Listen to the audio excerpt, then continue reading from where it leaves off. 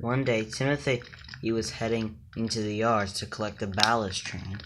When he came to the back, he saw a familiar face. It was the Spiteful Brakeman. "Oh, great, it's you. You," said Timothy.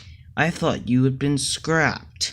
"I wasn't scrapped. I was repaired after you smashed me up against James."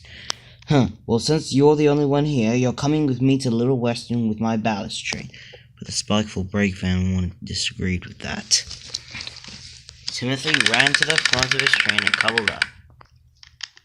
Timothy backed up to his ballast cars slowly. But as soon as Timothy began to pull away, the Spiteful Brakeman forced his brakes on. "Come on," said Timothy. "Get moving," he said. But the Spiteful Brakeman didn't care. And Timothy knew that Bouncer, Rickety, and Scrappy were at the back. They decided to teach the brakeman a lesson. "Stop holding back, you." But the Scrappy had forgotten to warn the new recruits. The new recruits were some new trucks on Sodor, and the trucks wanted to have some fun with Timothy.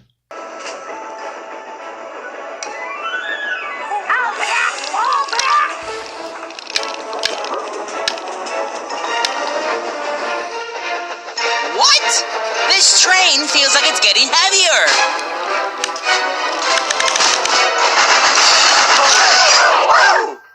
Silly trucks. That'll teach you. Now come on. Go on! Go on! "Oh no, help! Help!" cried Timothy. It was no use. The trucks were pushing him faster and faster. Then Timothy heard a whistle. It was Thomas's whistle. "Oh, Thomas!" Thomas then buffered up in front of Timothy. "Not to worry, brother. I'll help you stop." Thomas and Timothy both tried braking, but they just kept rolling along. Thomas then flipped himself around and buffered up to Timothy once again. "It's not working. These are some determined trucks."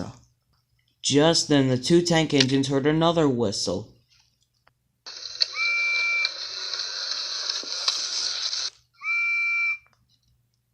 It was Percy.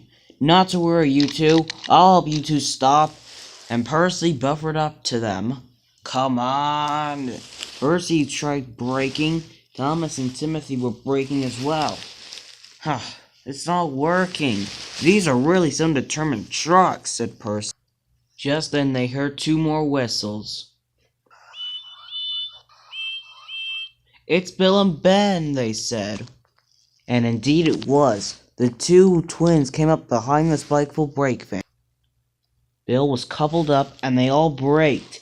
It was clear there weren't going to be enough brakes to stop the train. "Uh-oh, Percy, where are we going?" said Thomas. We're heading towards the shed. We need to stop this train before we all crash into it." The train screeched loudly as they approached the shed. It was clear there weren't going to be enough brakes to help stop the train. They only had one more bend, and then there was a long straightaway, and then some switchers towards the sheds. "Keep trying. We're getting closer," said Percy. "Oh no!" cried Timothy. The engines were nearing the next switch. Suddenly, out of nowhere, came Hurricane. No one is crashing into the sheds today or any other day.